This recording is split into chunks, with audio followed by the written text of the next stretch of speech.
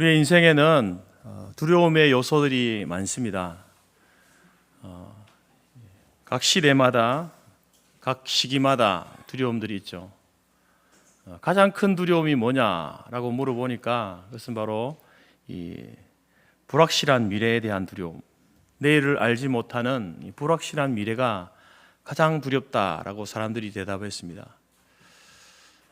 20, 30대 같은 경우는 이제 졸업을 하고 취업을 준비하지 않습니까? 그래서 그 취업을 준비하면서 반복된 실패를 경험하면서 과연 내 미래가 어떻게 펼쳐질 것인가에 대한 두려움을 갖게 됩니다.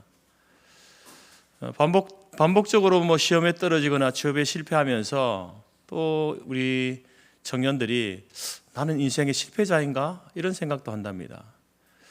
10 중에 4명은 그래서 아주 우울증 증상을 보이기도 하고 한두 명 정도는 자살 충동까지 이렇게 갖는다고 합니다. 그리고 또 40, 50대의 두려움은 이제 직장 문제, 또 가족을 부양해야 되는 문제, 거기다가 부부 간의 갈등, 이런 것들이 이제 두려움의 요인이 됩니다. 연령대별로 볼 때에 가장 많은 스트레스를 받는 사람들이 누구인가? 40, 50대랍니다. 오늘 어린이 주일이니까 60대, 70대, 80대 되시는 분들은 저를 포함해서, 저도 50대니까 저를 포함해서 우리 40, 50대 힘내라고 박수 한번 해주십시오. 네.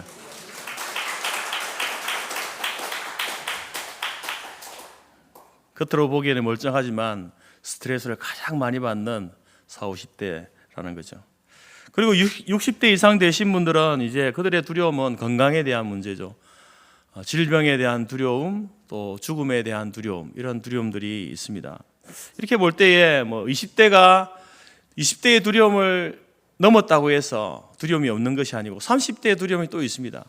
또 30대를 지나면 40대, 50대의 두려움이 있고 또 그 시기를 지나면 60대, 70대, 80대의 두려움이 있다라는 거죠. 그래서 우리의 인생은 두려움의 연속이다. 하나를 넘어서면 또 다른 산이 있는 거예요. 파도가 계속해서 밀려오는 것처럼 우리의 인생에는 두려움의 연속입니다. 에릭 프롬이나 하이데거 같은 이 철학자들, 심리학자들은요, 인간의 두려움에 대해서 이런 이야기를 합니다. 이 두려움은 인간 존재의 근본적인 조건이다. 당연히 있는 것이다. 있어야 되는 것이다. 이렇게 이야기합니다. 인간이라면 누구나 두려움을 갖고 있다.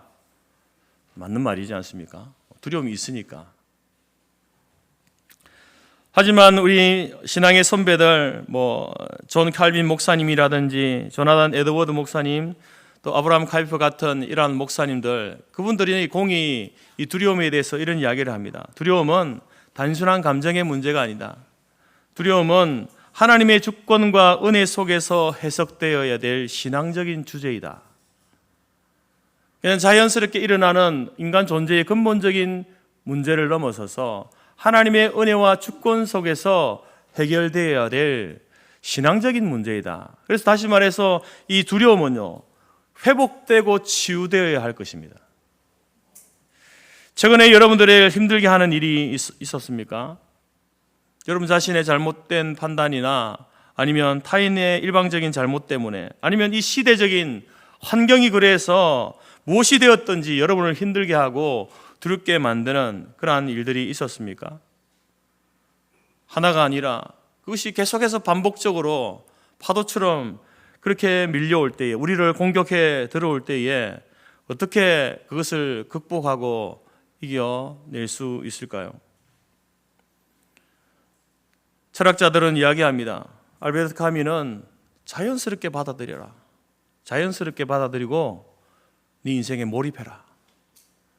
톨스토이는 내면의 목소리에 귀를 기울여라. 지금 네가 그 환경이 두려움을 주는 환경이지만 거기에 주목하지 말고 너 내면의 소리에 집중해라. 공자는 이렇게 말합니다. 인내와 꾸준함을 유지해라. 흔들리지 말고 그 두려움이 너를 엄습할 때에 인내하고 네가 하던 일을 최선을 다해서 하라. 여러분, 세상의 심리학자, 철학자들은요, 두려움의 문제를요, 스스로 해결하라고 이야기합니다. 스스로 해결하라. 그렇지만 여러분, 성경은 우리에게 뭐라고 이야기합니까? 이 성경은 이 두려움의 문제를 인간 본성의 문제이고 인간의 한계에서 비롯된 것이다. 우리의 죄된 본성, 우리의 연약함, 우리의 무지함에서 시작된 것이기 때문에 이것은 하나님의 은혜를 경험해야만, 하나님을 신뢰할 때 극복되어지는 것이다. 세상은요, 이겨내라, 싸워서 이겨내라, 견뎌라 이렇게 이야기합니다. 그러나 성경은 뭐라고 합니까? 이것은 극복되어지는 것이다. 우리가 하는 것이 아니라 하나님의 은혜로, 하나님의 도우심으로 극복되어지는 것이다. 이겨내어지는 것이다. 이렇게 이야기하고 있다라는 것이죠. 오늘 야곱의 인생을 보게 되면 여지없이 그 인생도 두려움의 반복입니다. 두려움이 계속되고 있습니다. 그런데 그 두려움들이요, 그때마다 해결되어져 가는 거예요. 야곱이 해결하는 것이 아니고요, 해결되어져 가는 것을 보게 됩니다. 그래서 오늘 우리는 이 말씀을 중심으로 해서 우리 인생의 두려움이 반복될 때에 우리는 어떻게 그것을 우리 인생 가운데 극복되어져 갈 수 있는지, 또 우리가 그것을 어떻게 이겨내게 될 수 있는지 함께 하나님의 은혜를 나누고자 합니다. 첫 번째, 어떻게 극복되어지는가? 하나님께서 앞서 일하심을 믿어야 합니다. 하나님이 우리 앞서서 일하심을 믿어야 합니다. 여러분, 오늘 본문의 내용은 32장을 우리가 읽었지만 그러나 31장부터 이렇게 쭉 연결되어져 오는 이야기입니다. 지금 야곱은 야곱의 인생의 중반을 지나고 있는데 그 중반을 지나면서 여전히 두려움의 문제가 있습니다. 31장을 보게 되면 그 문제는 무엇이냐면 그의 장인이었던 라반이 야곱을 추격해 오는 사건이죠. 야곱은 20년간 라반의 집에서 일을 하면서 얻은 아내와 자식들, 가축들을 모두 이끌고 도망치듯이 베델로 지금 돌아가고 있는 중에 있습니다. 그리고 나서 3일째 되던 날 라반이 그 사실을 알게 된 겁니다. 3일이 지나고 나서야 야곱이 그의 가족과 가축들을 다 데리고 사라졌다라는 것을 알게 되면서 라반이 이제 야곱을 추격해 오는데 7일 길을 추격해 오게 됩니다. 그러다가 길르앗에서요, 라반이 야곱을 만나게 된 거죠. 야곱은 길르앗에서 자기가 먼저 도망쳐 왔기 때문에 안전하다고 생각했던 그곳에서 라반과 딱 맞닥뜨리게 된 겁니다. 장인인 라반이 야곱과 자기 딸과 자기 손자들이 자기한테 이렇게 인사도 하지 못하고 간 것에 대해서 야곱과 인사를 하기 위해서, 야곱을 배웅하기 위해서 간 게 아닙니다. 오늘 라반은 혼자가 아니라 자신의 형제들을 대동하여서 패거리로 몰려간 거예요. 패거리로. 왜요? 야곱에게 무언가를 할 심산으로 그렇게 간 겁니다. 여러분, 길르앗산에서 야곱이 라반을 딱 마주했을 때에 야곱은 어떤 느낌을 가졌을까요? 야곱이 가졌을 그 두려움을 한번 상상해 보십시오. 전혀 생각지도 못한 라반이 자기 눈앞에 딱 나타난 거예요. 토끼나 사슴 같은 동물이 호랑이나 늑대 같은 포식자를 만나게 되면 어떻게 반응하나요? 딱 만나게 되면요, 갑자기 멈춰버립니다. 얼어버리죠. 동결 반응이라고 해요. 동결 반응.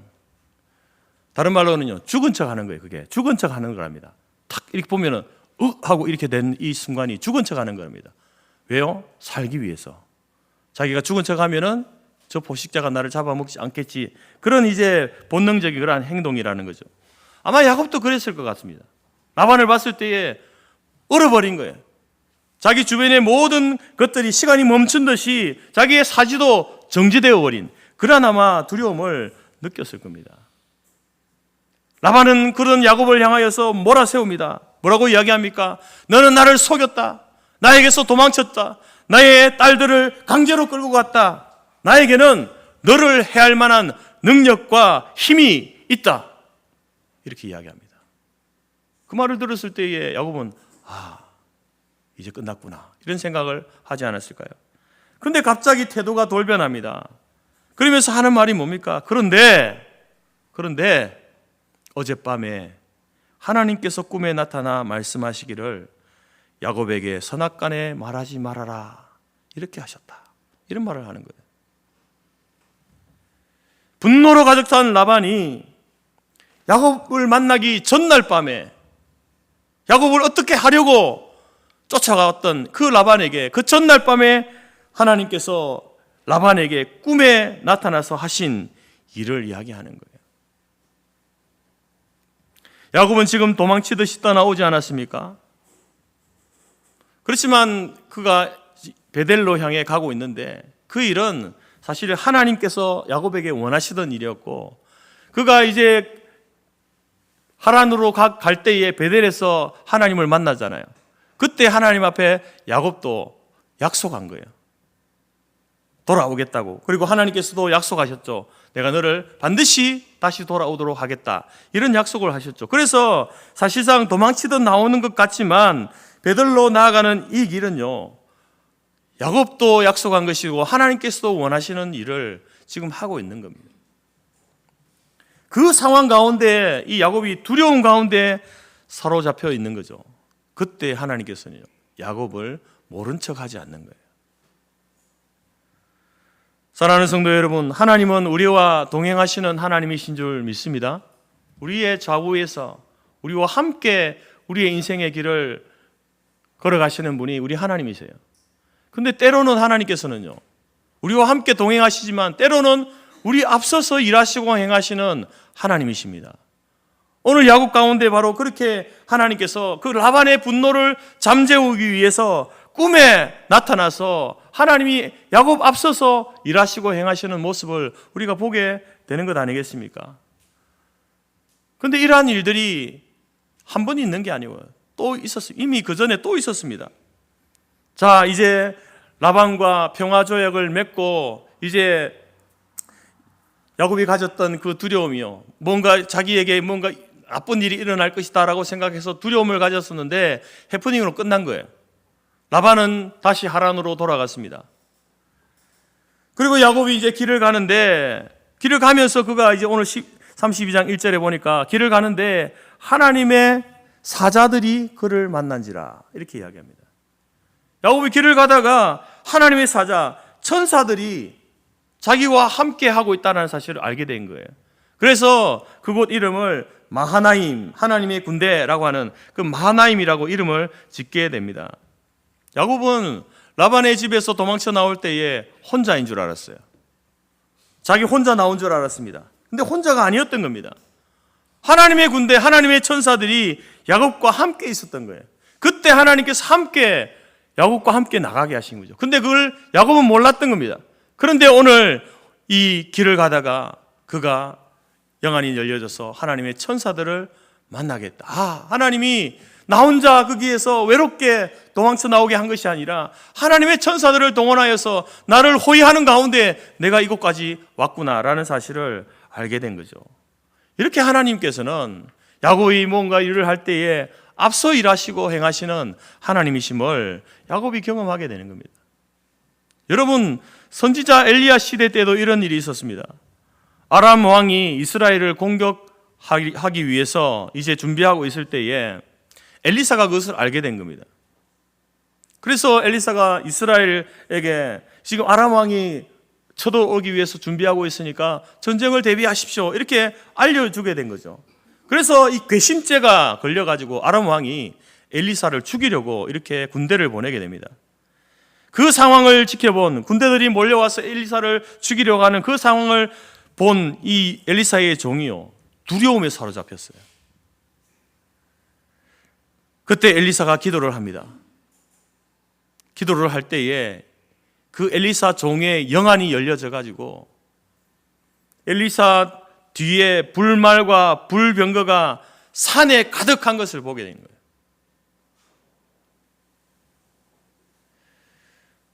아람 군대가 쳐들어올 때에 엘리사가 혼자 그것을 당할 것 같았지만, 그러나 이미 하나님께서는 엘리사에게 이스라엘을 위하여서 불말과 불병거를 준비해 두셨다라는 것을 여러분 그 종이 보게 된 것이죠. 이처럼 하나님께서는 때로는 우리보다 먼저 앞서 일하시고 행하시고 준비하시는 하나님이십니다. 야곱이 여러분 800km가 되는 그 거리를 걸어서 라반을 만난 것도 하나님께서 먼저 앞서 일하신 거예요. 어떻게 그 거리를 가서 아무것도 없는 요즘 같으면은 폰이라도 있죠. 전화해서 만나거나 이렇게 할 수 있잖아요. 근데 그냥 가서 만나는 거예요. 어디에 사는 줄 알고 갑니까? 그리고 아내 라헬을 만난 것도 마찬가지입니다. 그 모든 것들이 그 모든 여정에 앞서 일하시는 하나님이 계셨기 때문에 라반을 만나고 라헬을 만나고 그렇게 된 것 아니겠습니까? 이스라엘이 멸망하고 바벨론 포로로 끌려간 이후에 70년 만에 고국으로 돌아오게 됩니다. 그런데 그것이 가능했던 것도 이유도 하나님께서 앞서 일하셨기 때문에 가능했습니다. 하나님께서 바사왕 고레스를 사용해서 바벨론을 이렇게 정복하게 되어지죠. 그리고 그 다음 해에 고레스가 칙령을 내립니다. 유다 백성들이 귀환하라, 고향으로 돌아가도 좋다라고 하는 칙령을 내립니다. 이스라엘 백성이 그냥 하나님 약속 가운데 70년 만에 돌아온 것이 아니라 그 돌아오기 이전에 하나님께서는 고레스라는 사람을 세워서 바벨론을 치시고 또 고레스를 통하여서 이제 왕의 칙령을 내려서 고국으로 돌아오도록 하는, 물론 이 모든 것들이 하나님의 계획 속에 있지만 그 가운데 하나님이 고레스라는 사람을 먼저 사용하셔서 역사 속에서 그 일이 있게 되었다는 거죠.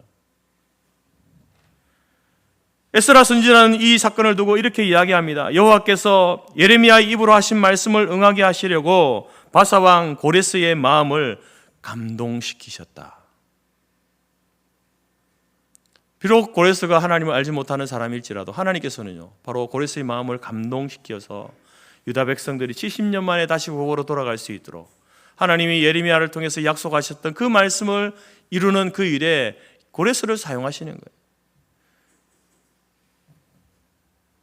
우리 하나님께서는 자기 백성이 약속을 따라 행하고 그 약속을 지키기 위해서 나아갈 때에 하나님은 우리 앞서 일하시는 분이십니다. 여러분, 그 가운데 만나게 되는 두려움을 견디고 이겨내려면 우리는 바로 그런 우리 앞서 일하시는 그 하나님을 신뢰하고 믿어야 하는 것입니다. 내 힘으로 내 마음에 내 내면을 집중하고 내가 내 자리를 지키고 인내하고 열심히 하면 두려움을 극복할 수 있다. 여러분, 그렇지 않습니다.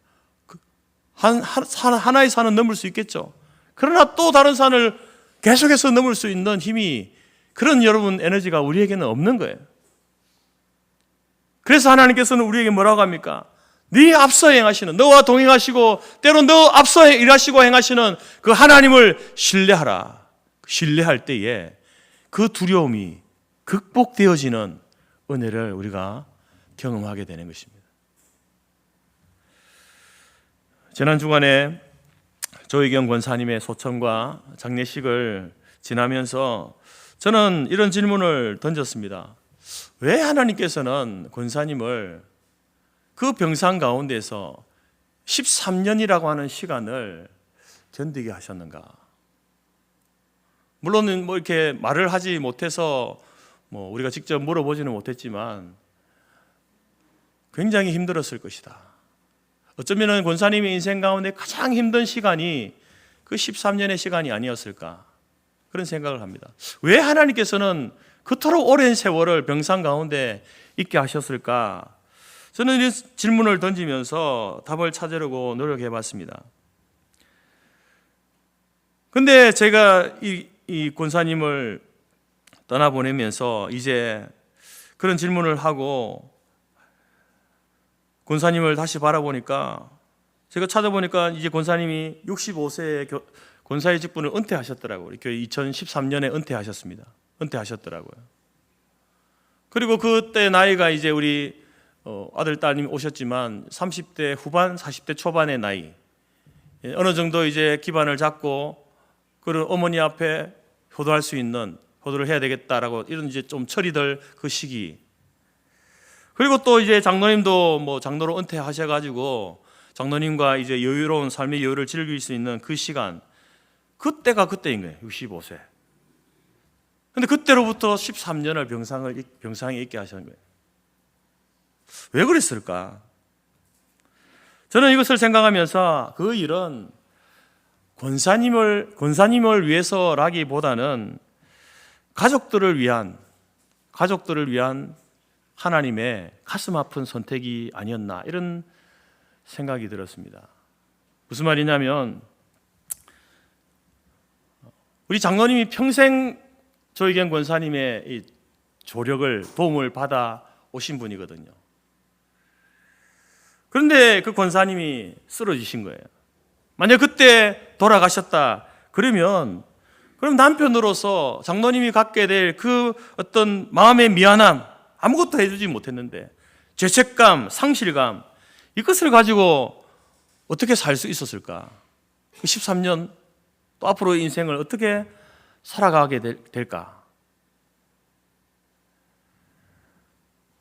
그래서 하나님께서는 우리 남편인 박장로님에게 아내를 섬기고 사랑할 기회를 주시기 위해서 13년의 그 병상을 견디게 하신 것 아닌가.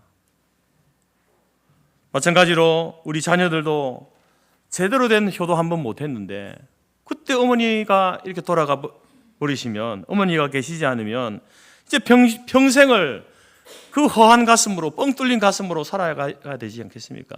지금도 어머니를 생각하면 제대로 효도를 못했다라고 하는 그러한 자괴감이 있을 텐데, 그때 13년 전에 그렇게 어머니를 떠나보냈으면 그 마음이 더 크겠죠. 그 무게가 삶을 짓눌렀을 겁니다. 그래서 이 자녀들에게도 하나님께서 효도할 기회를 주시기 위해서 13년을 권사님을 그 병상 가운데 견디게 하신 것이 아닌가라는 생각에 도달했습니다. 저의 생각입니다만, 저는 하나님께서 우리 앞서 일하신 그 결과가 바로 권사님의 13년간의 병상의 삶이었다라고 생각합니다. 사랑하는 성도 여러분, 우리 하나님은 우리 앞서 행하시고 일하시는 분이십니다. 우리의 인생에서 갖게 될 그 두려움을 극복하고 이길 수 있도록 하시기 위해서, 극복되어질 수 있도록, 이겨질 수 있도록 하기 위해서 하나님께서는 다양한 방법으로 우리와 함께 하시고 우리 앞서 일하시고 행하시는 하나님이십니다. 이 사실을 우리가 믿을 때에 여러분, 우리의 삶에 찾아오는 그 두려움이 극복되어지고 이겨지는 은혜가 우리 가운데 있게 될 줄로 믿습니다. 두 번째로, 여러분, 그 두려움이 극복되고 이겨지려면 인간적인 잔꾀를 중단하고 정면 승부해야 됩니다. 하나님께서 극복하게 하시고 이겨지게 하시는 은혜를 주시지만, 그렇다고 해서 우리가 두 손 놓고 있으면 안 되죠. 자, 여러분, 라반과의 관계 속에서 발생했던 그 두려움을 견디고 이겨낸 야곱에게 또 다른 두려움이 찾아오지 않습니까? 야곱의 인생에 계속해서 두려움의 연속입니다. 본문 6절에 보게 되면 이제는 형 에서가 400명의 군사를 거느리고 야곱을 만나러 온다라는 그 전령의 소식을 듣게 된 거예요. 그럴 때에 야곱은요, 심히 두렵고 답답했다, 이렇게 이야기합니다. 라반이라고 하는 작은 파도를 넘었더니 더 큰 파도가 밀려오는 거죠. 두려움의 연속인 거예요. 두려움의 연속. 이때 여러분, 야곱은 이 문제를 극복하기 위해서 야곱의 특기가 있잖아요. 뭡니까? 장꾀 부리는 거 있잖아요. 장꾀를 부리기 시작합니다. 그래서 형 에서를 이제 400명을 거느리고 오니까 그 형 에서를 맞이해야 되는 거예요. 그래가지고 야곱이 어떻게 합니까? 자기 가족을 이렇게 파트로 나누어서 가게 하는 거죠. 그리고 자기의 재산, 가축들을요, 3파트로 나누어 가지고 이렇게 보냅니다. 이것은 일종의 이제 야곱이 형과 화해하고 싶은, 형의 용서를 구하고 싶은 화해의 제스처예요. 자기는 어디 있습니까? 그 형하고 형에게 용서를 구하고 화해하고 싶습니다 하면 그 가족들 제일 앞에 서야 되잖아요. 가축들 제일 앞에 서야 되죠. 어디 있습니까? 제일 뒤에 있는 거예요. 화해하고 싶지만, 자기 용서를 구하고 싶지만, 여러분, 야곱의 진심이 안 느껴지잖아요. 여러분, 이러한 장꾀는요, 오히려 에서의 자존심을 상하게 할 수 있습니다. 자극할 수 있고요. 이것이 더 큰 불안의 쓰나미가 되어서 몰려올 수도 있는 거예요. 그나마 야곱에게서 소망이 발견되는 것이 무엇입니까? 그것은 바로 그런 장깨를 쓰고 있지만 그래도 야곱이 기도하고 있는 거죠. 기도하고 있는 겁니다. 기도라는 것은요, 우리가 하나님의 뜻을 알고 그것을 신뢰하는 자가 할 수 있는 적극적인 행위가 기도입니다. 우리가 앉아서 이렇게 기도한다고 해서 너무나 연약한 자가 소극적인 모습이 아니고요, 하나님 앞에서 우리가 할 수 있는 가장 적극적인 행위가 기도입니다. 하나님을 신뢰합니다. 하나님을 믿습니다. 하나님께 모든 것을 맡깁니다 하는 자가 할 수 있는 게 기도예요. 아무나 기도할 수 있는 게 아닙니다. 그래서 기도한다고 해서 모든 기도가 다 바른 기도는 아니에요. 누구나 기도하지 않습니까? 기독교만 기도하는 게 아니잖아요. 불교에서도 기도하고 다른 데서 다 기도합니다. 그런데 그 기도가 다 바른 기도는 아니라는 거죠. 여러분 기도하고 있습니까? 바른 기도하고 싶으십니까? 그렇다면 여러분 하나님의 약속의 말씀을 따라서 기도하십시오. 하나님의 약속의 말씀을 따라서 기도하십시오. 기도는 나의 소원을, 하나님이 내 소원을 들어줄 때까지 고집 부리는 어린아이 같은 어리광이 아니에요. 기도는 그런 게 아닙니다. 기도는 이제 내가 하나님 말씀을 따라 살겠다라는 고백이고 결단인 거예요. 그게 기도입니다.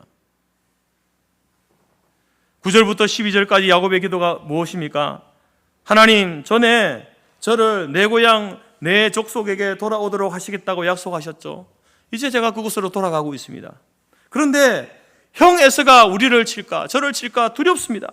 그러니 내 자손들이 바다의 모래와 같이 많게 하리라는 그 약속을 지금 들어주시기 바랍니다. 이렇게 기도하고 있는 거예요. 하나님께서는 야곱이 하란으로 갈 때에 베델에서 하나님이 만나 주셨거든요. 그때 야곱이 한번 깨어졌잖아요. 그때 야곱이 하나님 앞에 약속을 받고 기도했던 내용이에요. 하나님께서 다시 한번 아브라함과 이삭에게 주셨던 그 약속을 야곱에게 주셨거든요. 그 약속을 기억한 거예요. 하나님께서 나를 하란에서 다시 돌아오도록 하겠다, 내 자손의 씨가 바다의 모래같이 많게 하겠다 약속해 주셨잖아요. 그 약속 지금 저에게 그 약속을 이루어 주십시오. 그렇게 기도하고 있다라는 것입니다. 물론 여러분 이 기도도 100% 야곱이 순수하게 그렇게 기도했다 그렇게 말할 수는 없어요. 왜냐하면 앞서 행한 일이 있잖아요. 꼼수를 부리고 있잖아요. 그렇게 하면서 거기에다가 얹어가지고 하나님 앞에 기도하는 그런 모습도 보여지지 않습니까? 100% 순수하지는 않지만, 그러나 10절에 보게 되면요, 그래도 야곱의 진심이 묻어있는 기도가 있습니다. 나는 10절에 보면 나는 주께서 주의 종에게 베푸신 모든 은총과 모든 진실하심을 조금도 감당할 수 없사오나, 이렇게 말하잖아요. 이게 무슨 말이냐면요, 지금 하나님께서 지금 자기 인생 가운데 자기에게 베푸신 그 모든 것들이 하나님의 은혜다라는 것을 고백하고 있는 거죠. 자기가 여러분 요단을 건너가서 하란으로 갈 때 그는 혀를 단신으로 갔잖아요. 지팡이 하나 짚고 간 거예요. 지팡이 하나밖에 없었는데 지금 돌아올 때 이제 하나님의 약속하심과 은혜를 따라 2때를 이루었다. 나의 아내와 자녀들과 가축들이 2때를 이루어서 큰 재산과 가족을 이루었다. 그것은 제가 할 수 있는 일이 아니었습니다. 하나님의 은혜였습니다. 이런 고백을 하고 있는 거죠. 이것을 볼 때에 야곱의 기도가 100% 이렇게 꼼수를 부리는 기도가 아니라 그래도 진심이 묻어있는 그런 기도다라는 것을 알게 되는 겁니다. 사랑하는 성도 여러분, 우리 인생 가운데 두려움의 문제들이 반복적으로 밀려올 때에 우리가 할 수 있는 정면 승부는요, 하나님께 기도하는 것입니다. 하나님의 약속을 기억하고 하나님께 맡기는 거예요. 내 인생의 전반전에 하나님께서 내게 주셨던 은혜가 무엇인지를 기억하고 그것이 정말 하나님의 은혜였고 도움이었음을 인정한다면 지금 현재 내게 맞닥뜨린 이 문제도, 이 두려움의 문제도, 앞으로 내게 닥쳐올 그 두려움의 문제도 하나님의 은혜와 도우심으로 극복하고 이기게 하실 줄 믿고 기도하는 기도, 그것이 여러분 우리가 하나님 앞에서 할 수 있는 적극적인 행위예요. 그렇게 할 때에 하나님께서 또 한 번의 기회를 주시는 것 아닙니까? 여러분, 오늘 이 기도가 저는 부족한 기도라고 봅니다만, 이 기도를 시작으로 해서 이제 야곱이 여러분 야복강가 그 나루에서 천사와 씨름하잖아요. 그러면서 거기에서 야곱이 다시 한번 깨어집니다. 베델에서 깨어지고 또 브니엘에서 다시 깨어지잖아요. 그러면서 하나님께서 이제 다리를 쩔뚝거리면서 베델로 향해 가는 그 야곱 앞에 브니엘의 태양이 떠오르게 하시잖아요. 브니엘의 태양이. 하나님이 다시 한번 기회를 주시는 거예요.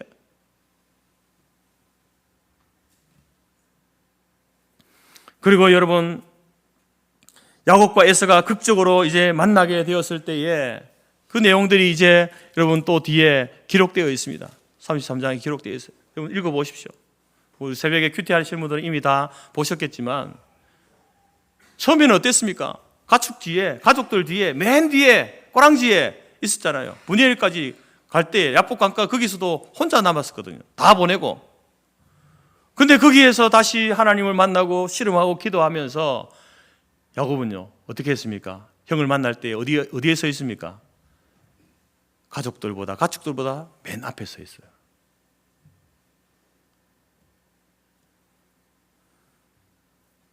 그리고 형을 만났을 때에 자기의 우려와는 상반되게 에서도 야곱도 서로 어긋맞겨 안으면서 울면서 화해하고 만나게 되는 극적인 장면이 펼쳐지게 되는 것입니다.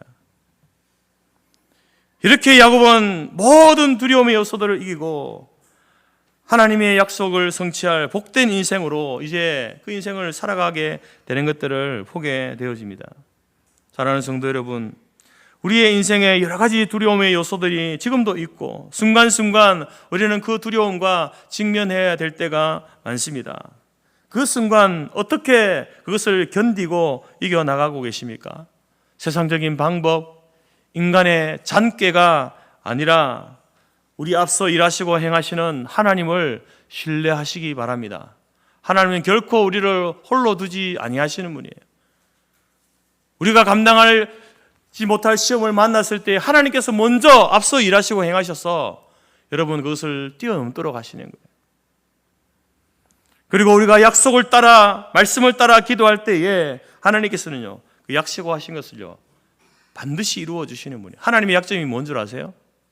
우리가 약속을, 말씀을 붙들고 기도하면요, 그게 하나님의 약점이에요. 그렇게 하는 기도는 하나님이 들어주지 않을 수 없는 거예요. 왜? 하나님이 하신 약속이니까. 신실하신 하나님이 약속하셨는데 그 약속을 안 들어주면 그건 하나님 스스로가 자기 존재 자체를 부정하는 일이 되기 때문에 우리가 기도할 때에도 약속을 붙들고 기도하는 거예요. 야곱도 여러분 처음에 기도는 인간적인 잔꾀로 기도하는 그런 모습이 보여지지만 그러나 그 기도도 여전히 약속을 따라 기도하는 것이고요. 브니엘에서의 기도도 마찬가지예요. 약속을 따라 기도하는 겁니다. 약속을 따라 기도할 때에 여러분 그 약속하신 것을 반드시 이루어 주시는 분이심을 믿으시기 바랍니다. 이것이 여러분 우리 성도의 힘이고 능력이에요. 우리의 힘은요, 우리 안에서 생성되고 만들어지는 게 아닙니다. 우리가 인생을 살아갈 힘과 능력이, 지혜가 우리 안에서 만들어지는 게 아니에요. 그것은 여러분 외부로부터 오는 거예요. 하나님의 은혜로, 하나님께서 우리에게 지혜를 주셔야만, 성령께서 지혜를 주셔야만 여러분 인생을 성공적으로 살아갈 수 있는 거죠. 이제는 우리가 인생에 순간순간 닥쳐오는 그 두려움의 문제 앞에 실패자 혹은 패배자의 모습이 아니라 여러분의 인생 앞에 브니엘의 태양이 떠오르게 하시는 그 풍성한 하나님의 은혜가 넘쳐나는 그러한 삶이 되기를 바랍니다.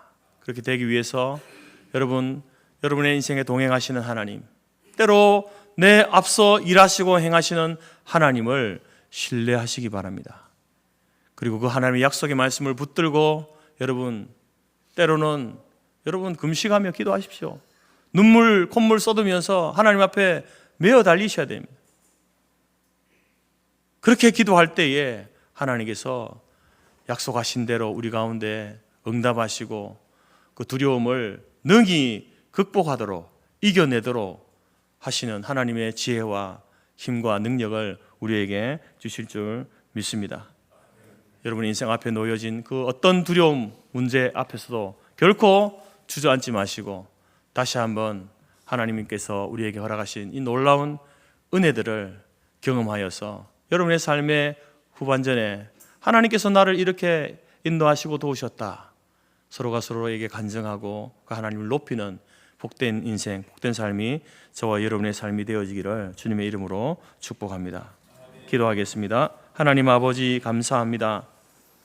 하나님, 우리의 인생 앞에는 언제나 장애물이 많고 큰 산이 놓여져 있고 파도가 계속해서 밀려오는 그러한 인생입니다. 그래서 불안의 연속이 우리의 인생인데, 그러한 인생을 살아갈 때에 우리를 홀로 그 길을 걷게 하시는 것이 아니라 우리와 동행해 주시고 때로는 우리 앞서 일하시고 행하시는 하나님이 계시기에 우리가 지금까지 걸어왔고 살아왔음을 고백합니다.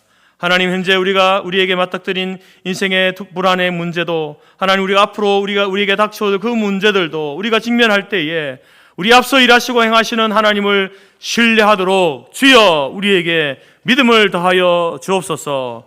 그 앞에서 우리가 하나님 앞에 무릎 꿇고 약속을 따라, 말씀을 따라 간구하고 부르짖을 때에 하나님이 약속하신 것을 그대로 이루시고 성취하시는 하나님의 놀라운 은혜를 경험함으로 말미암아 우리의 인생 앞에도 다시 기회를 주시고 분이엘의 태양이 떠오르게 하시는 하나님의 놀라운 은혜를 경험하여 나아가는 저희들의 삶이 될 수 있도록 인도하여 주옵소서. 예수님의 이름으로 기도드립니다. 아멘.